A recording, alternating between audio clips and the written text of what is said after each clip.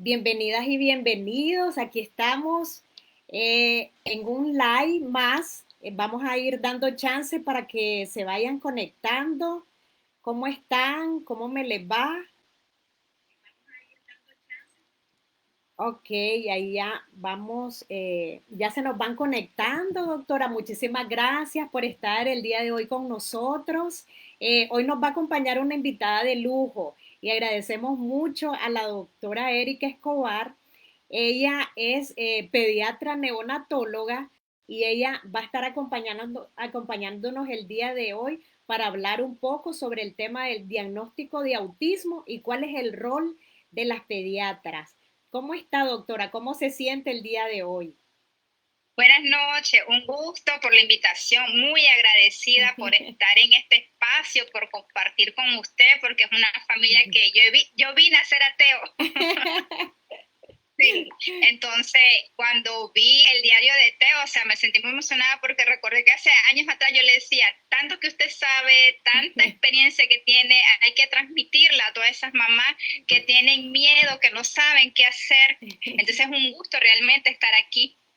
Muchísimas gracias, doctora. Sí, nosotros le tenemos mucho cariño porque, bueno, muy pocos saben que el nacimiento de Teo fue un parto de emergencia. Yo me quedé sin líquido, entonces fue una circunstancia bastante compleja y la doctora lo vio desde el día cero, desde el día uno, ¿verdad, doctora? De Entonces, día por Teo. entonces ella conoce muy bien todo el proceso y nos conoció más chavalitos también cuando nació Teo y luego ella ha sido su pediatra de cabecera. Ella, si tenemos alguna situación, siempre acudimos a la doctora Erika y ella tiene ese don de explicar muy bien, ¿verdad? Todas las cosas e incluso en su consulta. Entonces estamos súper contentos y sobre todo, doctora, porque no tenemos esa práctica, ¿verdad? También de llevar a los niños a control y a consulta, si no es porque se nos enferman de alguna situación. Entonces yo estaba pensando en eso y dije yo, vamos a hacer un webinar con la doctora para que hablemos sobre la importancia de la pediatría y también cómo todo esto va ligado, ¿verdad? Los diagnósticos de autismo, porque en esas primeras visitas es cuando ya se van identificando alguna alerta. Así es muy importante porque así como dice doña Gaby, la mayoría, la costumbre nicaragüense y del latino en general es que vamos al médico cuando estamos enfermos. Y lo mismo ocurre con nuestros pacientes pediátricos. Lo traen a la consulta si están enfermos. Pero yo he visto últimamente en estos últimos tiempos de que sí, ahora las mamás, como dicen las mamás milenias, son un poco más conscientes de que tenemos que llevar a las famosas consultas de crecimiento y desarrollo de nuestro bebé para saber si está todo dentro de lo normal o no, porque ahí hablamos entonces de lo que hablamos de los hitos del desarrollo o del neurodesarrollo de los niños. ¿Qué es normal y qué no es normal? ¿Cuándo esperarlo y hasta cuándo yo puedo decir, ok, todavía estamos a tiempo de que puede hacerlo o ya me estoy pasando o esto está asociado a otra alteración que se debe de investigar qué está pasando con este paciente? Exactamente, doctora, muchísimas gracias. Y fíjese que esto es lo que me lleva también a la primera pregunta.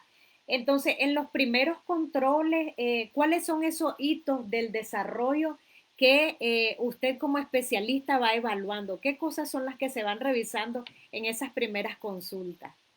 Entonces, en las primeras consultas tenemos que saber que es muy, muy importante cuando hacemos la primera consulta. En mi caso fue un poco más fácil, por ejemplo, con ustedes, porque yo conocía los antecedentes de nacimiento de Teo. ¿Por qué me recalco en esto? Porque cuando no conoces al paciente y es la primera vez o no tenés un pediatra y vas por primera vez, tu primera consulta debe ser de recién nacido, antes del primer mes de edad, y que en este primer mes de edad tu pediatra debe de investigar todos esos antecedentes que ocurrieron cuando la mamá estaba embarazada, porque hay muchas repercusiones durante el embarazo y durante el parto que repercuten en estos hitos del desarrollo.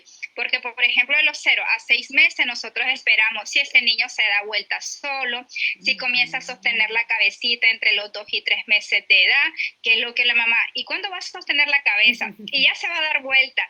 La sonrisa, el balbuceo que podemos tener porque generalmente recordemos que como está pequeño es un sistema neurológico inmaduro, entonces van a hacer cosas que no son, o sea, que la gente no espera, o sea, ¿cuándo vamos a dar vuelta? ¿Cuándo espero que se siente? ¿Cuándo es normal? ¿Hasta qué tiempo para sostener la cabeza? Después de pasado estos meses, entonces ya tenemos, se comienza a preparar para el gateo, los ponemos boca abajo, se sostiene realmente boca abajo este niño. Después pasado este tiempo, recordar de que cuando un bebé nace, cita primer mes, segundo mes, tercer mes, cuarto mes, quinto mes, sexto mes.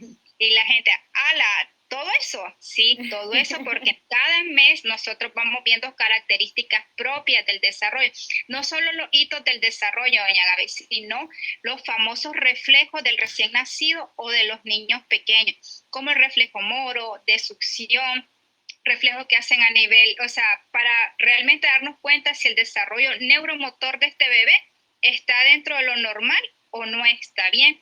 Después tenemos cuando el bebé empieza a gatear, porque he visto últimamente que hay mamás que no me dejan gatear a los bebés, los mantienen cargados, no los sueltan y no saben la importancia del desarrollo del gateo para la marcha, y que el desarrollo del gateo y la marcha está muy relacionado con la capacidad de aprendizaje de nuestros niños en la edad preescolar y en la edad escolar. Entonces, generalmente todo esto lo vamos viendo porque un hito del desarrollo no solo es de que si lo tiene o no lo tiene, sino que su ausencia o la presencia de forma tardía nos da datos de algún trastorno neurológico que se puede presentar y ayudarnos a manejarlo de forma más precoz. ¡Hala! Qué importante, ¿verdad? Que es toda esta parte del ya uno cuando ya empieza a conocer de las condiciones, por ejemplo, de TEA, se va dando cuenta de que hay cosas que tienen que venirse dando, ¿verdad? Que son parte del desarrollo, digamos, estándar, pues, de los procesos de madurez Sí, de los niños. sí, así es bastante importante porque, por ejemplo, hace muchos años atrás decíamos que para hacer diagnóstico de trastorno del espectro autista no se podía hacer antes del año de edad.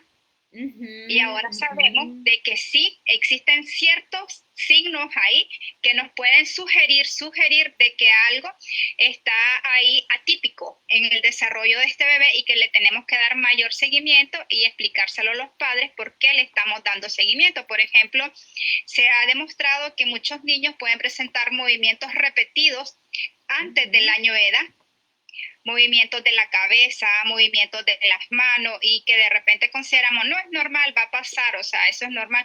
Y se ha asociado que los movimientos muy repetidos antes del año de edad, especialmente que empiezan después de los 8 meses, pueden estar asociados a un diagnóstico precoz del trastorno del espectro autista.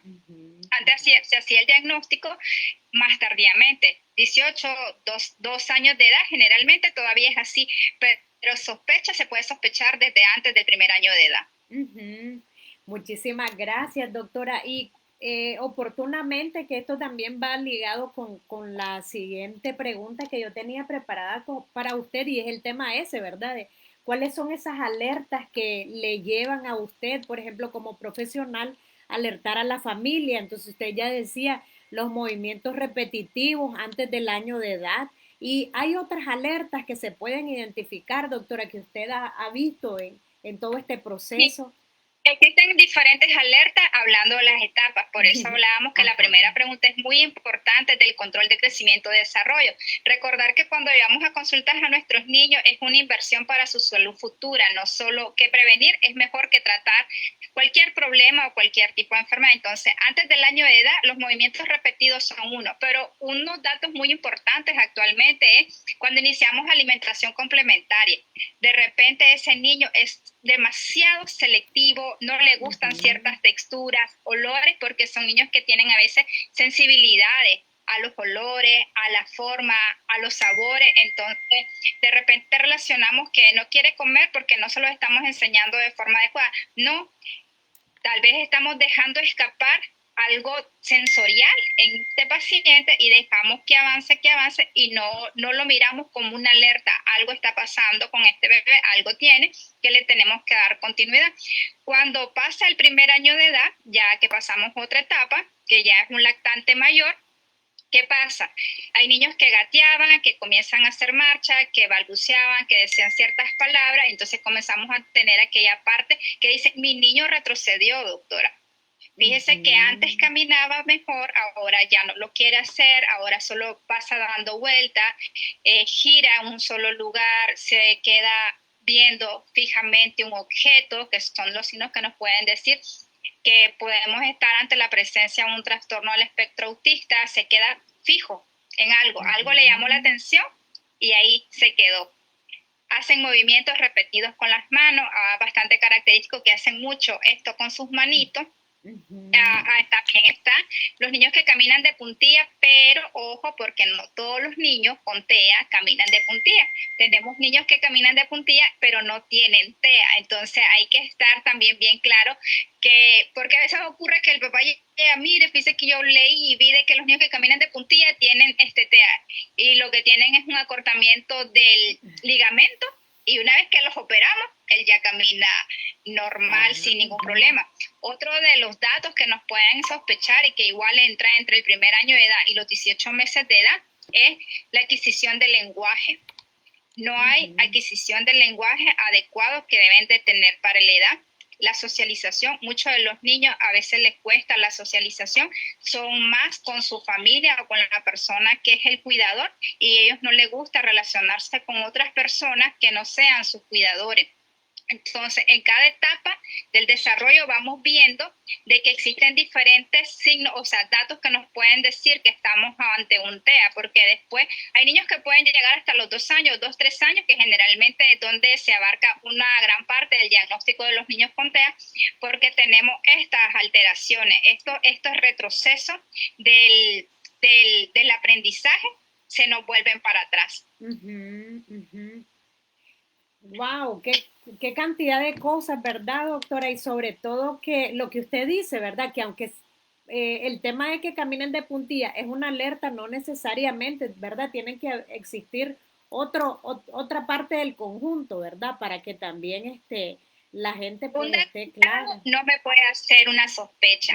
Tengo que tener varios datos que me digan, ok, tiene esto, tiene esto, tiene esto. Por ejemplo, que camina de puntilla, tiene movimientos repetidos, no hace caso a su nombre, y uno lo llama y el niño no responde a su nombre, entonces ya estoy sumando uno, otro y otro dato. Un dato aislado, por ejemplo, no puede hacerme el diagnóstico por completo o la sospecha porque puede ser por otra alteración.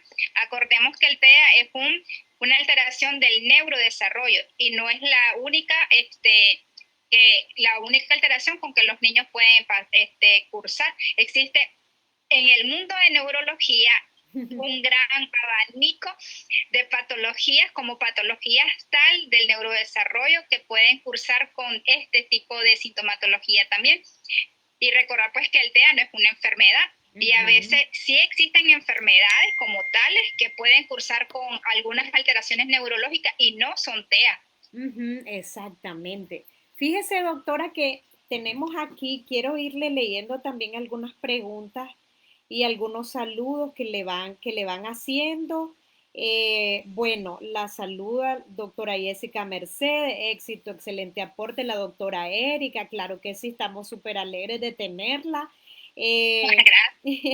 Nos hacen aquí, bueno, saludos. Danelia, Angelina, la doctora Tania López, ayer estuvo con nosotros también acompañándonos en un live, hablamos sobre todo el tema de la higiene bucal y aquí está con nosotros Ariana, Cristian, Luna, gracias Luna, también ella estuvo súper participativa y bueno, voy a leerle, aquí hay una consulta, dice, buenas noches. ¿Qué pasa con aquellos pediatras que dicen que antes de los 7 años no pueden decir si es posible que haya alguna condición? Esa es una de las primeras preguntas que nos hacen y nos hacen un comentario también, Alan. Mis hijas gatearon, balbucearon y luego dijeron palabras, pero luego dejaron de decirlas, ¿verdad? Aparte también de la alerta. Yo sospeché, otro aporte, que el niño era diferente porque él ordenaba juguetes por color, tamaño, no toleraba los ruidos, es bastante selectivo con la comida, caminaba de puntillas y a veces a la fecha lo hace. No hablaba ni decía ni mamá ni papá, el niño no gateó, tenía terror a objetos con luces, algunas texturas de ropa las rechazaba. Entonces, doctora, después le voy a leer otra que nos tienen por acá. Entonces, con respecto a lo de los 7 años, no, porque actualmente conocemos de que no necesitamos llegar realmente hasta los 7 años para hacer el diagnóstico, que el diagnóstico lo podemos hacer inclusive antes, que tenemos la sospecha desde antes del año de edad. Sospechas, no diagnóstico, recordemos que son cosas diferentes, y que a medida que va avanzando y vamos vigilando este paciente que consideramos que tiene una sospecha de un TEA, cuando entra a los 18, a los 2 años, generalmente a los 2 años, si yo lo sospecho, lo que tengo que hacer es remitirlo con el especialista, porque realmente el diagnóstico no lo hace solo el pediatra. Ahí estamos a que el pediatra hacemos la sospecha diagnóstica y lo tenemos que mandar con la especialidad correspondiente, que es el neurólogo. Hay gente que se prepara para esto porque necesita realizar diferentes estudios, diferentes entrevistas para poder decir si realmente el paciente lo tiene o no. Y como explicaba anteriormente, existen patologías que pueden cursar con regresiones del desarrollo neurológico del paciente, entonces a veces necesitamos hacer incluso hasta estudios neurológicos como tomografías, resonancias, electroencefalograma, porque no, como me decían, o sea, que el paciente hablaba y deje de hablar, caminaba y ahora no camine, ojo, porque puede ser que tengamos algo a nivel cerebral, algún tumor que ya nos ha pasado, que se identifica y no era TEA, era otro diagnóstico. Entonces, el diagnóstico de TEA es multidisciplinario. No lo hace una sola persona, lo hace un equipo de personas capacitadas para eso, desde psicopedagogos, pedagogos, logopeda, el neurólogo, o sea, es un equipo para poder hacer el diagnóstico. Y el diagnóstico sí se hace de forma temprana y no tenemos que esperar hasta los 5 o 7 años. Eso era antes, que inclusive hay adultos que se hicieron su diagnóstico siendo adultos, porque nadie lo pensaba y nadie se lo diagnosticó siendo infantes, niños. Exactamente. Fíjese, doctora, que acá también, bueno, nos hacen la consulta de qué pasa, por ejemplo, con esos madres y padres que reciben las alertas, pero que entran en negación, por ejemplo. Si a usted ha tenido alguna experiencia de estas y cómo se gestiona desde pediatría eso. Sí me ha pasado y actualmente estamos trabajando con una mamá que estaba en negación con respecto al diagnóstico. Yo entiendo como mamá también que es duro decir, ok, de que mi hijo no se va a desarrollar como yo espero que lo hagan los demás niños, tal vez porque no tenga la habilidad para comunicarse como yo quisiera, porque yo quisiera que haga esto, que haga aquello, y que no lo hace. Pero lo que pasa es que vivimos en una sociedad que es demasiado cuadrada y que todos debemos de encajar en ese mismo cuadro y no es así. Tenemos que ser más versátiles porque nuestros niños, no solo los niños con TEA, sino todos los niños que tienen diferentes tipos de dificultades, entran a un mundo que para mí a veces es demasiado cruel. ¿Por qué? Porque, sí. O sea, si no hace algo, si no encaja en un patrón, no está bien. Entonces, eso no debería de ser así. Entonces, como mamá que está en negación, aparte de escucharla, porque sí tenemos que escucharla, eso es una consulta larga, porque es abrir el corazón de esa mamá, o sea, y ponerse en el lugar y en ese espacio y hablar con la familia, porque necesita apoyo. Porque de repente tenemos muchas mamás, especialmente en nuestro país, que son madres solteras, que a veces hasta con dificultades para trabajo, y realmente hacer todo el seguimiento, tratamiento y todas las terapias que necesitamos con los pacientes con TEA requieren inversión, requieren dinero. Entonces es un apoyo igual de nosotros como la pediatría, de la familia cercana que tenga, de los amigos que tenga, de los espacios así como el que usted está formando para que haya un grupo de apoyo para estas mamás. Psicólogos también deben de participar así. ¿Por qué? Porque mientras una mamá esté en negación, yo no avanzo con el paciente. Y estos pacientes necesitan sus terapias para que yo pueda avanzar y para que ellos puedan avanzar. Si no, es mentira, ay, que él se va a componer solo. como que fuera algo que así apareció y desaparece. Como que es No, una gripe, eso decíamos una ayer. eso se le va a quitar, es que eso yo sé, mi hijo va a ser como todos los demás. Entonces, entre más nos neguemos, le estamos negando la oportunidad a ese niño a que se pueda incluir de una manera más adecuada a nuestra sociedad, porque necesitan terapia. Tenemos que estar claros que necesitamos diferentes tipos de terapia para ayudarles a crecer de una forma normal dentro de esta sociedad. Entonces, ¿cómo lo abordamos? Hablando, doña Gaby. Lo más importante es hablar y hacer conciencia y no aburrirnos de hacer conciencia con estas mamás y de ser empática, de que entendemos la situación por la que está pasando, pero que ella también tiene que, como amor de madre, ayudarle a su hijo y aceptarlo tal como es, porque está perfecto como es, simplemente le vamos a enseñar de una manera distinta. Eso es lo que tenemos que hacer. Exactamente, doctora. Y fíjese que lo que nos está comentando ahorita nos pega con un comentario que nos hacen aquí de Luna. Dice, a mi niño lo han estado viendo un neurólogo desde los 2 años y hace poco lo diagnosticaron ya a sus 6 años, 6 años y 11 meses, porque nos indicaron que no querían enfrascarlo en una condición. Y fíjese que esto también me lleva, ¿verdad?, comentarle que la doctora y a ustedes que están bien, que nos están acompañando, que casualmente ayer conversaba con una amiga y en algún momento tienen sospechas de un diagnóstico para el niño, no es TEA, es otra condición, pero habían acordado que sospechaban y que sí, pues era bueno saber, ¿verdad? Si el niño tenía alguna condición para ayudarle, pero por ejemplo el papá dice eso ahora, ¿y ahora para qué lo vamos a hacer? ¿Nos lo van a encasillar al chaval o lo van a, ¿verdad? Lo van a etiquetar. Pero el punto es ese, ¿verdad? De que los diagnósticos no son para etiquetar, sino que son para asegurar un futuro con más oportunidades para nuestras hijas e hijos. Por ejemplo, porque vos desde el diagnóstico, y que esto también lo hemos andado diciendo esta semana en los medios, el diagnóstico a vos te permite saber cuáles son esos puntos, esas áreas de desafío en las que tenés que trabajar, porque no somos perfectos, y es lo que usted dice, no programar a esta hija o a este hijo, por ejemplo, yo lo quiero así, así, así, así, ¿verdad? Es como que queremos una pequeña versión de nosotros los adultos y se nos olvida que los niños son seres independientes, que tienen derechos y que cada uno se concibe, ¿verdad? En la marcha de una forma distinta. Así es, correcto. Bueno, muchísimas gracias. Vamos avanzando. Entonces, doctora, bueno, ya nos comentaba sobre la alerta, ya saben ustedes que no solo es con una, sino que son un conjunto y que entran en un proceso de revisión, ¿verdad? Como decía la doctora, es un equipo múltiple que te va diciendo, pues tampoco es que es tan sencillo, ¿verdad? Diagnosticar, por No, eso es que hay especialistas para eso.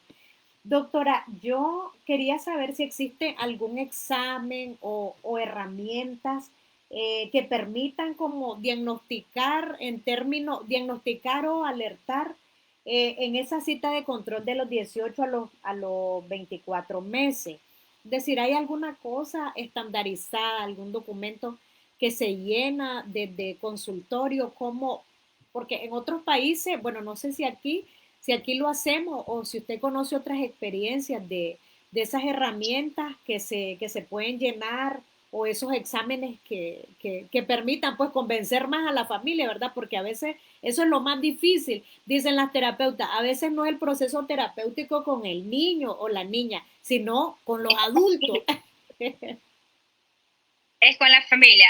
Generalmente, así como la consulta pediátrica de nosotros, no lo hacemos. O sea, lo que nosotros hacemos, por ejemplo, es de que si tenemos la sospecha, lo tenemos que mandar, pero si la persona que sí hace el diagnóstico, que sí hace todo el rubro de decir, bueno, vamos a ver si es o no es, si existen pruebas estandarizadas a nivel internacional para poder hacer el diagnóstico de TEA. Primero hacemos la sospecha y pues tenemos el diagnóstico. Entonces, en estas dos pruebas que se hacen, una es con los papás, la que se llama ADI, porque el DMS5 es el que cataloga el trastorno de espectro autista no como una enfermedad, sino como eso, como un espectro, como una gran variabilidad en el neurodesarrollo de una persona. Entonces, tenemos esta que es una entrevista que se le hace a los padres y aquí con un pequeño detalle, generalmente es a los padres, pero si los padres no están tan en contacto con el niño porque se necesita recaudar mucha información acerca del comportamiento del niño en esta entrevista, se entrevista también al cuidador de estos niños, porque entendemos que en la actualidad pues muchas mamás y papás profesionales están fuera del hogar, pero si hay personas que están cuidando al niño, entonces es una entrevista que tarda más o menos, según he escuchado de las personas que se las han realizado, entre 2 hasta 3 horas, porque es en 8 bloques y corresponden creo que entre 90 y 93 preguntas, donde está desde el embarazo, las conductas del niño, la parte social, la parte de comunicación verbal, el lenguaje, las adquisiciones adquiridas y perdidas, o sea, es muy amplia. Y también después se hace una con el paciente, pero con el paciente ya se hace a partir de los 2 años de edad.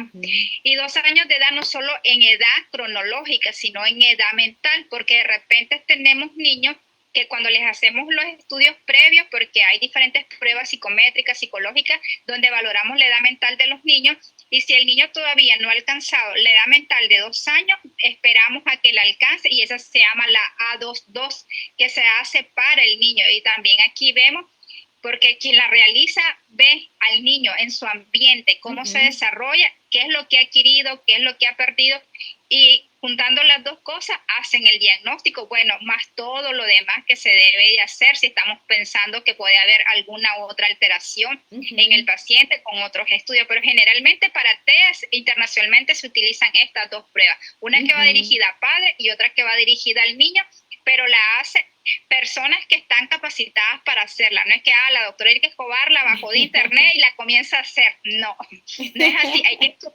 Hay que prepararse y hay que certificarse para hacerlo. Exactamente, eso quería decir yo también, que tiene que estar certificada esa persona para poder y para emitir, ¿verdad? Un diagnóstico por escrito. Así.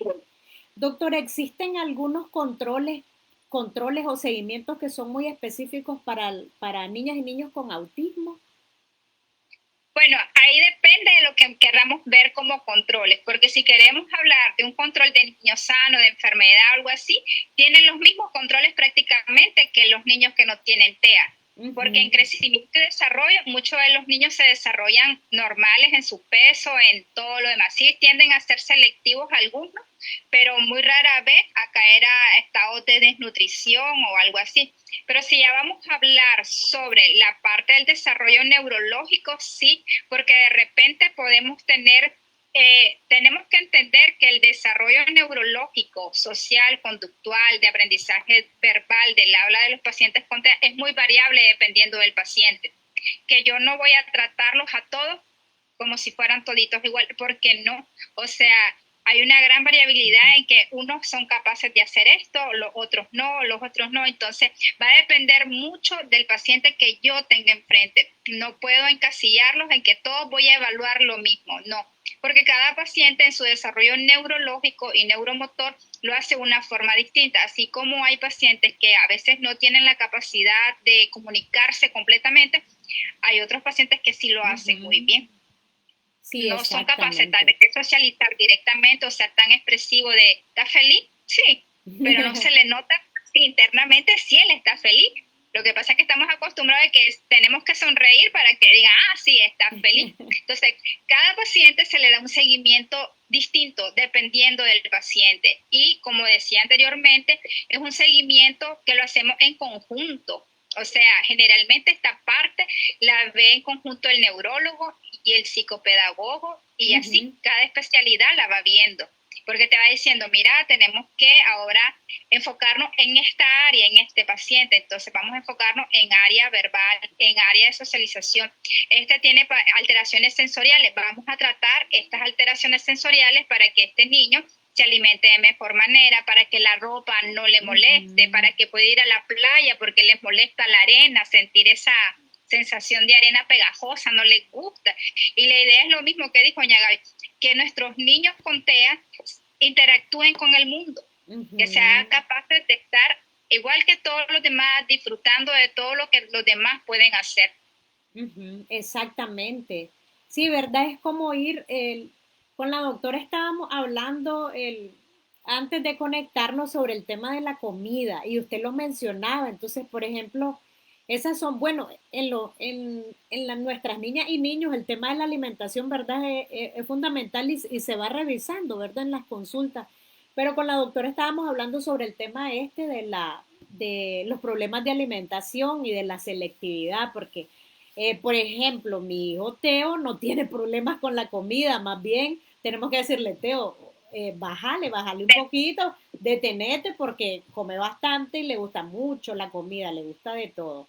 Pero hay otros niños que son muy selectivos para la comida, entonces, ¿cómo doctora, trabajar el tema de la selectividad? ¿Qué podemos hacer desde la casa y qué errores cometemos dentro de la familia, ¿verdad? Cuando queremos introducir alimentos y nos rendimos a la primera, que nos dicen que no quieren. Ese tema es muy bonito y es un tema bastante amplio porque los problemas de selectividad alimentaria, a veces nosotros como padres somos los que más influimos en la selectividad de nuestros hijos. ¿Por qué? Porque muchas veces nosotros queremos que nuestros niños coman de todo y cuando usted les pregunta, ¿y usted come tal cosa? No, no me gusta. No, es que eso es horrible. Entonces es difícil también de que yo intente de que un niño coma de todo cuando en el hogar no hay de todo. Entonces, la selectividad inicia desde ahí. Para yo poder mejorar la selectividad alimentaria, necesito mejorar los hábitos de alimentación familiares.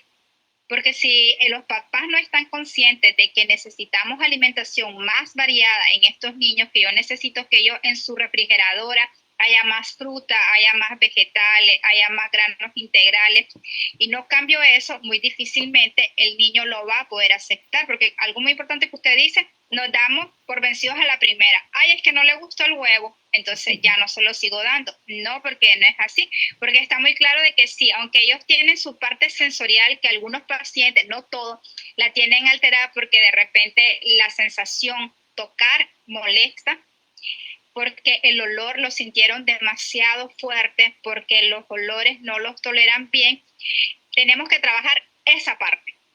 Primero hay que trabajar esa parte, la parte sensorial. Si detectamos que hay una alteración de la parte sensorial desde edades muy tempranas, y eso lo podemos detectar desde los 6 meses, comenzamos a dar alimentación complementaria, porque si no lo da el rechazo, la textura, llora, no lo toca, le da miedo, se va para atrás cuando le estamos tratando de dar de los alimentos, entonces, ojo, ahí está una banderita, algo está pasando, eso no es normal, entonces trabajarlo en conjunto. Generalmente los pedagogos hacen este trabajo con el pediatra para trabajar la parte sensorial de la alimentación y les ayuda mucho en esta parte. Lo segundo, cuando estamos trabajando, ya estamos trabajando en conjunto la parte sensorial, es no darnos por vencidos. ¿Qué quiere decir esto? Exponer y exponer y exponer y exponer a todos los diferentes tipos de alimentos. Si yo voy a dar un plato, doctor, es que no come fruta, póngasela. Póngale la fruta, la tiene que ver, él tiene que ver los colores, él tiene que ver todos los días ese plato variado.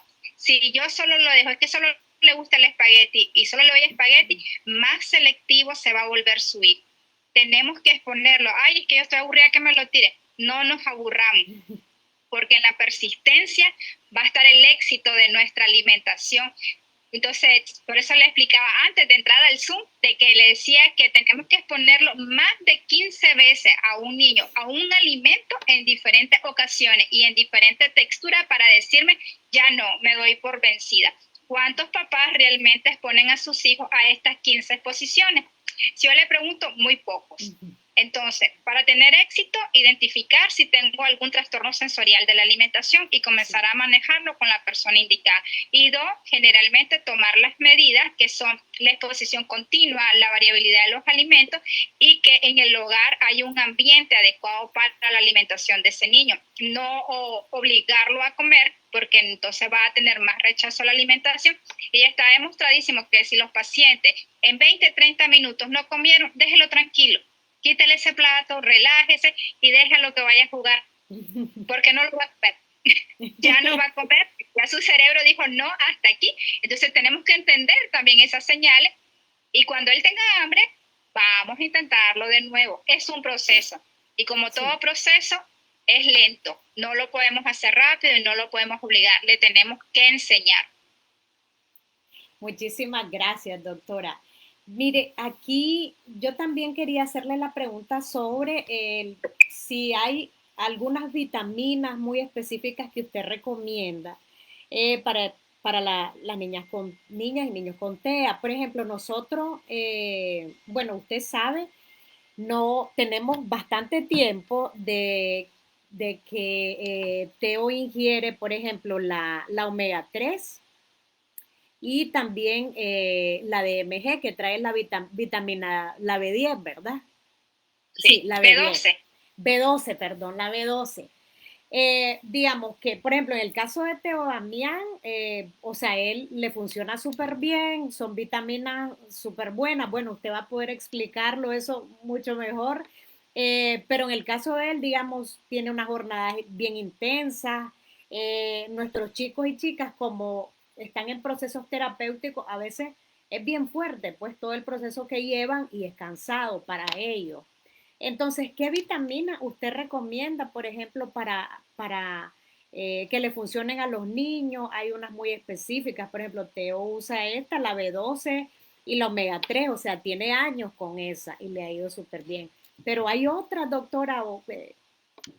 Existen muchos estudios acerca del tipo de alimentación que debe de tener los pacientes con TEA. Entonces, antes de hablar de las vitaminas, existen dietas que incluso a veces se vuelven un poco restrictivas en nuestros pacientes que de repente no han demostrado realmente mayor evidencia científica. Por ejemplo, hay pacientes que me les quitan el gluten, que les quitan la caseína, que los exponen a las famosas dietas cetogénicas, porque dicen que esto ha mejorado a los pacientes, pero realmente una evidencia de que diga que esto sea así de verdad, no. Entonces, que si nosotros tenemos un paciente de que como Teo, que no le hace daño absolutamente nada y que puede comer todo, que coma. ¿Por qué? Porque nos vamos a dar cuenta si realmente la leche le hace daño, porque cuando tome se va a distender, le va a oler el estomaguito, le va a dar diarrea. Entonces, hombre, o sea, el lácteo ya sé, le hace daño, se lo voy a quitar, pero no porque me empeore la enfermedad o porque, perdón, que me ponga malo, es porque hay un trastorno a nivel gastrointestinal que no toleran la lactosa, que no toleran la caseína. Entonces, esos puntos son muy importantes porque de repente nos encontramos de que hacemos muy restrictiva, ya de por sí ellos les cuesta comer y nosotros les quitamos aún más alimentos que son súper esenciales para su crecimiento, como las proteínas, los carbohidratos, la grasa. Y después ya hablando de las vitaminas, sí, por ejemplo, el omega está muy demostradísimo que les ayuda mucho como antioxidante, a la parte de concentración, a la parte de revestimiento neuronal. No solo los niños con TEA, a los niños con déficit de atención, a los niños que tienen problemas de dislexia, a los que tienen incluso dificultad para la escritura, de que los pacientes que tienen este tipo de dificultades del aprendizaje, una proporción adecuada de ácidos grasos de omega 3 les ayuda mucho a mejorar esta parte. Aparte de la vitamina B12, la vitamina B6 y B12 sí también están muy asociados porque son todo lo que es el complejo B, doña Gaby, está asociado con la parte neurológica, porque estas vitaminas ayudan a la síntesis, o sea, a la formación de lo que se llaman los neurotransmisores, esas sustancias que ayudan de que mis neuronas y mis células funcionen de forma normal. ¿Qué pasa con algunos pacientes con el trastorno del espectro autista? Parte de estas enzimas no están desarrolladas por completo e incluso se dice que algunos pacientes no tienen las enzimas que procesen bien la formación de vitamina A. Entonces, vitamina A, vitamina C, magnesio, B12 y B6 y omega son de las vitaminas que más se recomiendan para ayudarles a los niños. No solo por el hecho de que ellos no coman todo, entonces se la voy a suplementar, sino porque estas realmente han demostrado de que le ayuda a la conducta y a mejorar la parte cognitiva del paciente. Excelente, doctora. Fíjese que casualmente nos preguntan aquí, doctora de Larisa Padilla. Doctora, ¿realmente hay estudios que indiquen que los niños dentro del espectro deben de evitar el gluten, lácteos y azúcares? Eso es lo que estamos hablando, o Sí, sea, de sí. que existen estudios, pero que no son concluyentes, o sea, la mayoría y actualmente se maneja y o sea, lo que más se maneja es que Sí, o sea, eso va a incluir en la parte de tu consulta, ¿no? Que vos conoces a tu paciente y la mamá te dice, mire que cuando yo le doy pan, cosas a base de trigo, yo miro que se pone así, está acá, que no sé qué. Entonces, si él no tiene la deficiencia para poder manejar bien el gluten, no le va a causar ningún problema. Entonces, ¿qué te dice lo verdadero en la parte de estudios nutricionales? De que al paciente no hay que restringirlo si no es necesario, si no tiene una indicación médica para hacer la restricción, porque no se ha demostrado en la mayoría de los estudios que realmente tenga un efecto tan positivo el hecho de quitar todo, que quitar el gluten, de quitar la caseína de la leche. El azúcar, sí lo voy a decir, a todos nuestros niños deberíamos de controlar el azúcar, porque debemos de aprender a darle buenos carbohidratos, pero estamos muy mal acostumbrados como sociedad que todo viene empacado, todo viene en cajita, entonces quitar los productos procesados, yo sí los quitaría. Incluso para la salud de todo en general, productos procesados, azúcares refinados, sí. Pero una dieta balanceada, entre más balanceada sea la alimentación que tenga y este paciente clínicamente me está demostrando de que no tiene ninguna alteración para procesarlo, no se lo debo de quitar. Perfecto, entonces la mamita que nos escribió y a la doctora le respondió. Doctora, hay otro comentario por acá de doña Melisa. Doña Melisa, gracias por acompañarnos hoy. Dice, a mí me recomendaron el gamma mineral, pero un doctor me dijo que era muy dulce para mi hijo, que además de TEA tiene TDAH. ¿Eso es cierto? Le preguntan por acá. Lo que pasa es que la mayoría, desafortunadamente, la mayoría de los multivitamínicos tienen altas concentraciones de azúcar, especialmente los que vienen en gomitas. Los que vienen en gomitas que les encanta dar a los niños, usted ve en la parte posterior y es alto en azúcar, tienen grandes cantidades de azúcar. Entonces me dice, hay vitaminas que no tienen tanta azúcar, sí, incluso dicen sin azúcar, la mayoría de las vitaminas. Pero entramos a lo mismo. Si es un paciente que se alimenta adecuadamente, lo que voy a suplementar son aquellos que me han demostrado, por ejemplo, en Nicaragua, ¿por qué yo suplemento con omega 3? Porque nosotros no comemos pescado. No es parte de nuestra costumbre. Mientras que los europeos comen 3 veces a la semana pescado, de donde se consigue el omega. Somos muy pocos para consumir aguacate o consumir frutos secos, que son los que son altos en omega, porque realmente es más carbohidrato, comemos más yuca, pan, arroz, frijoles, esas cosas. Entonces, y todo al mismo tiempo. un solo. Entonces, ¿qué pasa? En la entrevista o en la consulta que uno tiene con el paciente, uno le pregunta, el papá debe pensar, qué curiosa es la doctora, ¿y qué come? ¿Qué desayuna? ¿Qué almuerza? ¿Qué cena? Porque si nos damos cuenta de las deficiencias nutricionales de nuestros pacientes, porque si me dice que come la mayoría del tiempo esto y esto y esto, entonces yo sé, entonces ¿sabe con qué lo vamos a suplementar? Con esto y con esto, que es súper necesario para su bebé, pero usted no se lo está dando en su alimentación diaria.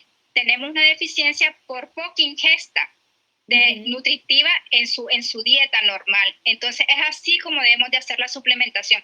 Antes de suplementar un paciente, yo tengo que hacer una historia nutricional, investigar qué es lo que come la familia y qué es lo que me le dan de comer a este niño durante 7 días, los 3 tiempos de comida. Porque usted se va a dar cuenta exactamente qué hace falta y qué no hace falta. Porque si ahí me dice, no hay pescado en todos 7 días, ahí no hay pescado tal vez solo en Semana Santa y cuando vamos a buscar. Entonces, si necesito suplementar omega, claro que sí. Si no, doctores, que yo no quiero suplementarlo, ¿qué opciones? Aceite de oliva. Aceite de oliva. Siempre va a haber la estrategia cuando se nos dificulta uno o se nos dificulta la otra. Ay, es que yo no consumo cítrico. ¿Qué deficiencia tengo ahí? Vitamina C, la necesito, sí, es un antioxidante que ayuda muchísimo a mantener las funciones normales del cuerpo, entonces lo suplemento, porque aparte de ayudarme a mantener el sistema inmune adecuado, está demostrado que ayuda a la formación de nuevos neurotransmisores porque participa en mucha parte del metabolismo enzimático del cuerpo. Entonces, es así como se suplementa a los pacientes, no solo los pacientes con TEA, sino los pacientes en general. No es de que es que mi niño no come, entonces voy a darle 10 cc de gamma mineral. No, Sí. yo nací. Fíjese que nos consultan acá también, doctora, ¿qué función tiene el citrato de magnesio que me lo acaban de recomendar para mi hijo Tea? Es porque el magnesio, que es lo que acaba de decir, al igual que el complejo de B12, es un mineral que actúa como precursor de síntesis de neurotransmisores, especialmente uno que se llama GABA, que es el GABA, es un neurotransmisor que hace que las señales se conecten y que nosotros hagamos lo que tenemos que hacer. O sea, los neurotransmisores son sustancias que hacen de que nosotros hablemos, caminemos, de que hagamos todas nuestras actividades normales. Cuando un neurotransmisor está disminuido, entonces hay muchas de esas actividades neuronales que disminuyen. Pero existe algo bien como a veces la gente no entiende de que porque uno manda a comer tan bien y variado frutas y vegetales y que frían los pediatras con la fruta y los vegetales, porque magnesio, vitamina B12, vitamina C, vitamina A están en frutas y minerales. O sea, realmente ese es un suplemento que es súper esencial para mantener, uno, un adecuado metabolismo, dos, una adecuada función neurológica y una adecuada función de las uniones entre las neuronas que nosotros tenemos. Entonces, sí se mandan suplementos con magnesio, no solo para dormir, como sale en el TikTok, que tomen magnesio para dormir. No, porque realmente magnesio está involucrado en más de 100 funciones metabólicas del cuerpo y una de esas funciones metabólicas es a nivel cerebral, a mantener una adecuada síntesis de los neurotransmisores a nivel cerebral. Para eso se manda.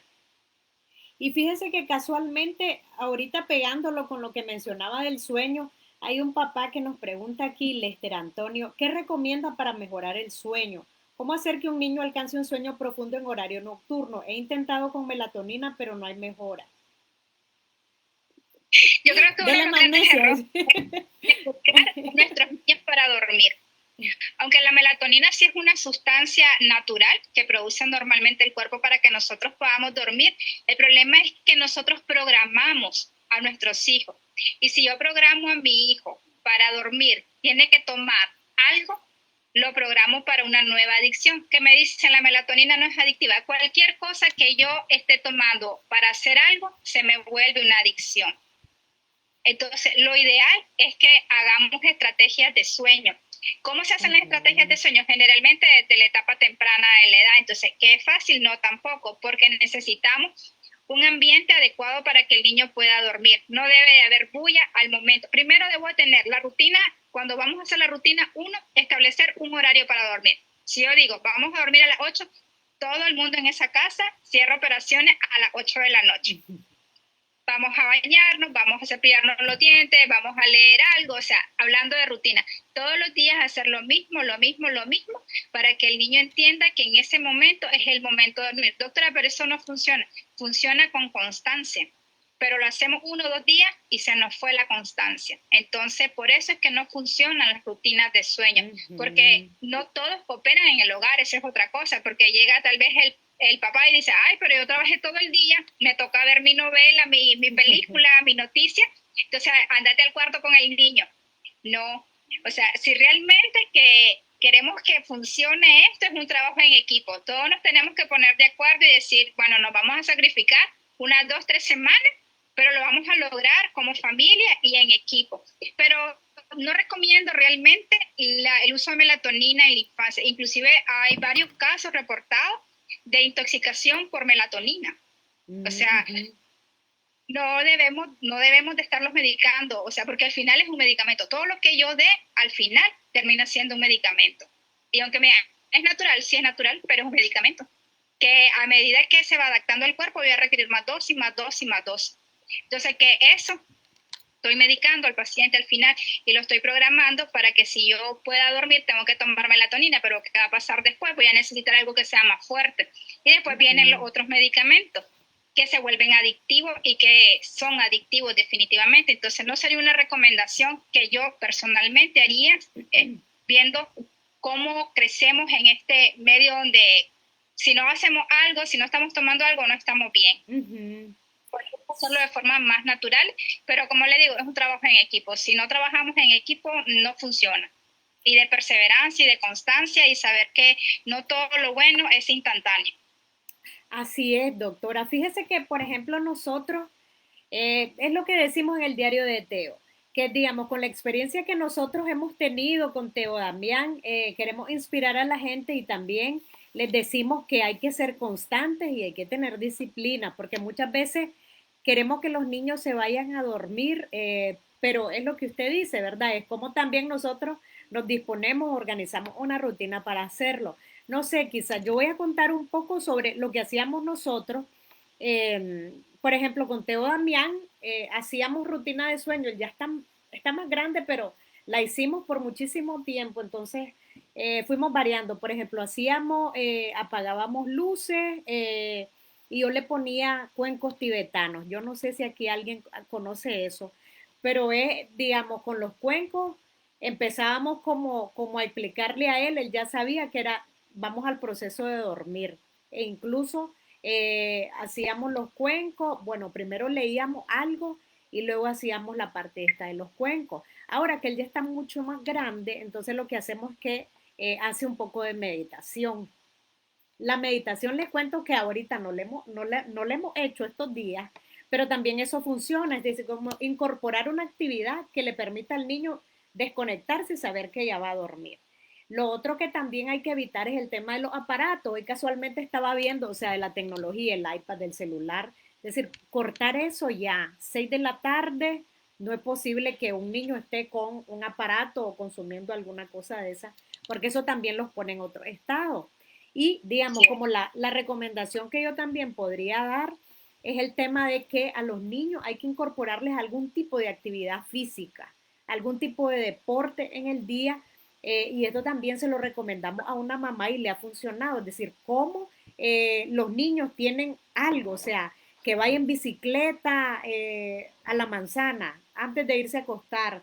Por ejemplo, el tema de que se bañen antes de dormir también, eso puede funcionar. Pero es lo que usted dice, pues es una rutina y hay que ser firmes, ¿verdad? En el proceso, ok, a cierta hora vos ya te dormís. Un niño 8 de la noche ya tiene que estar buscando sueño para que pueda descansar y que las neuronas se recuperen, ¿verdad? Y todo eso se regenere. Fíjese que aquí nos comparten un comentario. Hace 5 meses, dice, le hicieron un electroencefalograma de rutina a mi niño y ahora nos indican que él tiene un alto nivel de irritabilidad. Y entendí que la epilepsia le está afectando más con su condición. ¿Qué podría decirme para entender mejor? Le hacen una pregunta por acá, doctor. Entonces, primero preguntaría si él tiene el diagnóstico de epilepsia, porque, por ejemplo, los electroencefalogramas, muchos de ellos pueden presentar irritabilidad y no necesariamente tener un foco epiléptico. Generalmente eso lo explica mejor el neurólogo porque esa es la especialidad de neurología, pero la irritabilidad en los electroencefalogramas no necesariamente son un foco de epilepsia. Entonces le preguntaría, porque no sé, porque de repente le entendí que estaba irritable, pero que la epilepsia, no sé si ya el paciente es epiléptico, si es epiléptico, entonces por eso tiene un foco de irritabilidad a nivel del encefalograma. Pero si él no es epiléptico, o sea, nunca ha convulsionado, no hay convulsión de ningún tipo y hay un foco de irritabilidad en el electroencefalograma, no necesariamente significa que vaya a desarrollar epilepsia, porque puede ser por otras causas la irritabilidad, porque actualmente para hacer el diagnóstico de epilepsia o de algún trastorno, tenemos aparte del encefalograma, se hacen otros estudios, como estudios de trastornos del sueño durante 8 horas, donde los conectan con electrodos en la cabecita y están vigilando toda la fase del sueño, si hay actividad epiléptica o no en el paciente, aparte de los estudios de imagen que se tienen que hacer con él y asociado a la clínica. Entonces, un foco de irritabilidad puede ser incluso algo aislado, que no represente mayor cosa para el paciente. Si es un paciente con un foco de irritabilidad con trastorno del espectro autista, bueno, eso es diferente. Hay una irritabilidad porque puede haber un aumento en la actividad cerebral de este paciente, porque la parte neuronal y de transmisión funciona diferente, pero no necesariamente igual que vaya a desarrollar una epilepsia. Entonces, eso no es algo así que, tenés esto, es epilepsia. No, no. Sí, dice que sí, él tiene epilepsia, dice, y toma levitatacetán. Entonces por eso tiene el foco de irritabilidad, por la epilepsia. Entonces, cada vez que le haga un electro, siempre va a salir un foco de irritabilidad en cualquiera de los hemisferios cerebrales, ya sea frontal, parietal, occipital, dependiendo de dónde se desarrolló el foco de la epilepsia. Siempre que se lo hagan, eso va a salir así, un foco de irritabilidad. Nada más lo que quiere decir eso es que hay una actividad diferente a nivel cerebral, que está más estable, o sea, que está más activa, que está trabajando más.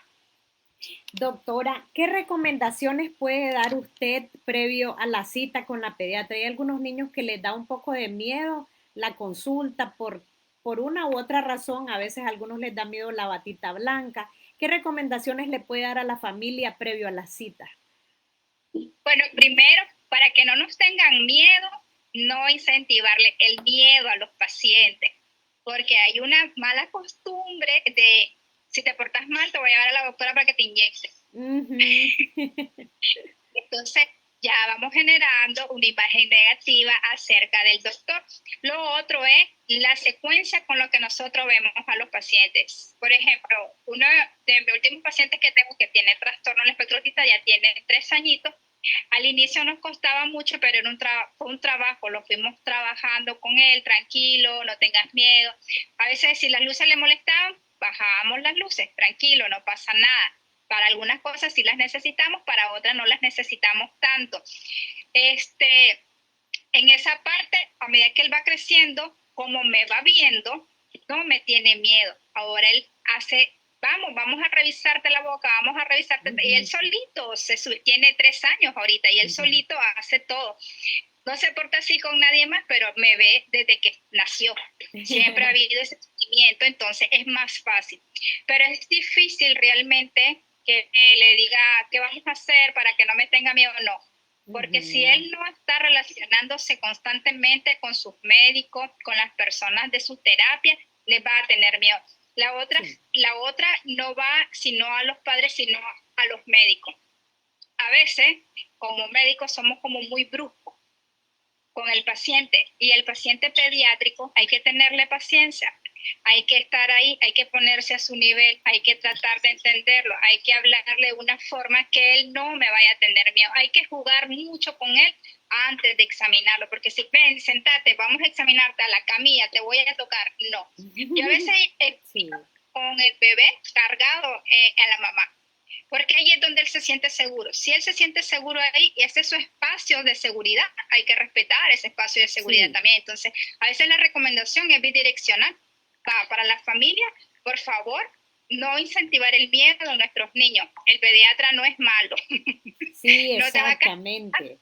No te va a castigar porque no hiciste la tarea o porque te estás portando mal. Esa es en la casa, le corresponde a los padres. Y la otra parte es para los médicos. Hay que ser más empático por parte de nosotros a la hora de tratar con los pacientes, con todos los pacientes en general. Recordemos que son niños, su sistema neurológico es inmaduro. Es normal tenerle miedo a una persona que es más grande que uno, que viene, que me quita la ropa y que me quiere tocar así. Y que no, muy seguido.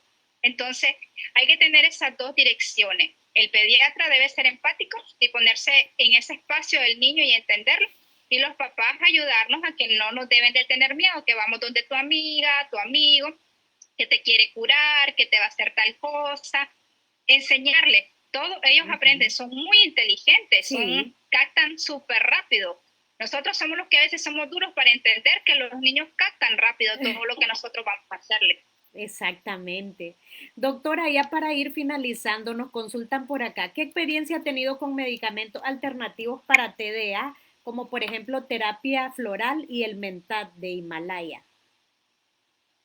Mira, ahí le voy a hacer con esta, no he tenido ninguna experiencia con tratamientos alternativos, porque generalmente todo lo que es la terapia de medicamentos para trastorno del espectro autista se lo dejo a la especialidad de neurología. Porque como dicen, zapatero a su zapato.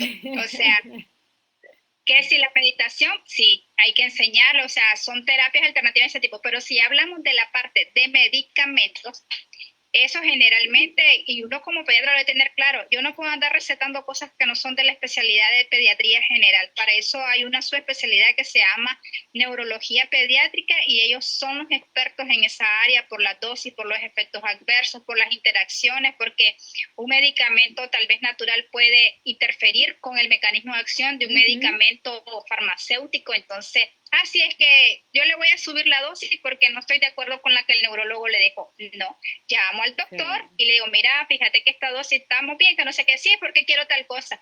Hay que saber trabajar en equipo. Entonces, mi respuesta es la terapia y los tratamientos de la parte neurológica van con el neurólogo, le corresponde al neurólogo. Muchísimas gracias, doctora.